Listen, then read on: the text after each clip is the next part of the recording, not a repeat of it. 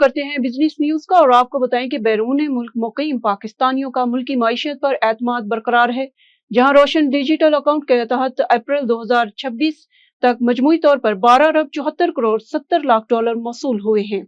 State bank के जारी करदा आदादोशुमार के मुताबिक रोशन डिजिटल अकाउंट स्कीम मुसलसल सरमायाकारी और ज़र मुबादला के इस्तेहकाम में अहम किरदार अदा कर रही है।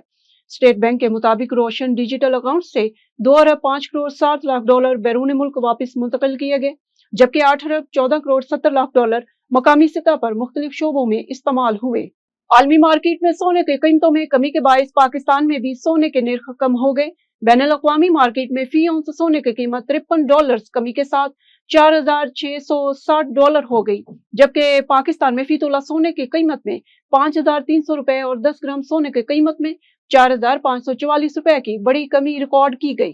वफाकी वज़ीर पेट्रोलियम अली परवेज मलिक की रिफाइनरी सरबराहान के साथ अहम मुलाकात हुई। वफाकी वज़ीर पेट्रोलियम ने रिफाइनरी सेक्टर को मुकम्मल मुआवनत की यकीन दहानी कराई।